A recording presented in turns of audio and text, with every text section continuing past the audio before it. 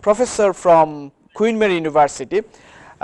Adrian, I'm very glad to know that you are running a research, and also this Covidence UK study probably can give us some idea when you completed your research. Can you just talk about a little bit about your research, what is about?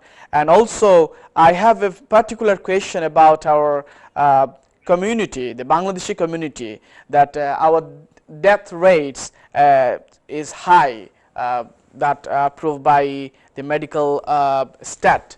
So can you just tell us about your study at the beginning, then we'll go after this explanation, we'll go what is regarding your research, what is the outcome of the research? Certainly, Akram. So our study is called Covidence UK. It's open to anybody aged 16 or older living in the UK. And the idea is to find out who is most at risk of COVID and why.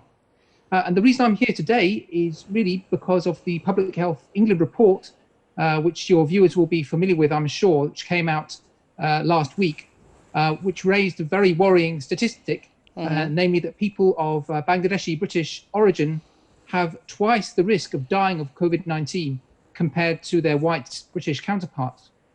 Now, this disparity is very striking and very concerning, and we need to find out the reason for it. And although the Public Health England report was useful in that it highlighted a problem in the Bangladeshi community specifically, whereas previously this was thought to be a BAME-wide problem, and indeed other communities are also disproportionately affected, but the Bangladeshi community has the highest risk. This report does not really dig down into the reasons for this difference. Specifically, it doesn't look at questions of whether different occupations, which are done more commonly by Bangladeshi people, might be responsible, whether health conditions such as diabetes or high blood pressure might be responsible, whether issues like diet, like housing and overcrowding, behaviors, things like distancing and shielding, lifestyle, smoking, exercise, vitamin D. These are all factors which might together explain some of the difference. And if we understand them, then we can devise public health policies to target those factors and reduce the excess risk that the Bangladeshi community is currently experiencing. And so our research study is designed to find out what those exact risk factors are. And so we're appealing tonight to your viewers to join the study, which they can do by signing up at www.qmul.ac.uk/Covidence. And if they go to that website, they will be directed to our questionnaire, which takes around 20 minutes to answer. And this collects detailed information about lifestyle, diet, underlying conditions, medication, which we can then analyze and try and find out what it is that puts Bangladeshi British people at higher risk of COVID. Because it's only once we understand that we can devise public health policies to address this problem. Okay. It's very glad to know that, and I will request our viewers, you see a link, in that case you can go to the link and sign up. Mr.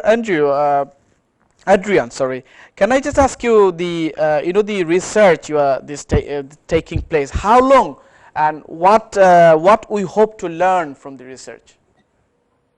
So the research is a baseline survey, which takes around 20 minutes. And then subsequently, there will be monthly follow-ups, which will take around 5 minutes to answer. And these follow-up questionnaires will simply ask questions about whether or not people taking part in the survey have experienced symptoms of COVID. And in fact, we will follow up for a total of 5 years. The reason for that long duration is so that we can capture any long-term or unexpected complications of COVID. However, I should emphasize that the fact that the follow-up will be for 5 years does not mean that we won't get answers more quickly. It's just that the longer follow-up is due to the need to do a comprehensive study looking at long-term outcomes. Okay. The public health report that shows that the death rate is twice in Bangladeshi community. I mean, what do you say? How they can they are that sure that the death rate is high for the Bangladeshi community, and how they get this result? Well, they examined deaths from COVID in people from all communities and all walks of life in Britain, and they looked at the proportion of people who had COVID who died. And they found that after adjusting for age, sex, deprivation, and region of residence, that risk of dying from COVID-19 was twice as high in people of Bangladeshi British origin compared to their white British counterparts. Mm-hmm. But is there any specific reason that's why the Bangladeshi community people are more likely to have death rates high for this? Well, that is the $64 million question.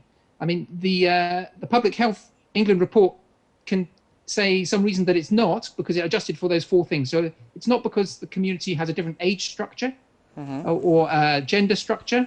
It's not due to deprivation, and it's not due to region of residence. So we can say that because this analysis was adjusted for those factors. However, there are numerous other factors which could explain the difference, which were not looked at in the study because Public Health England did not have those data available.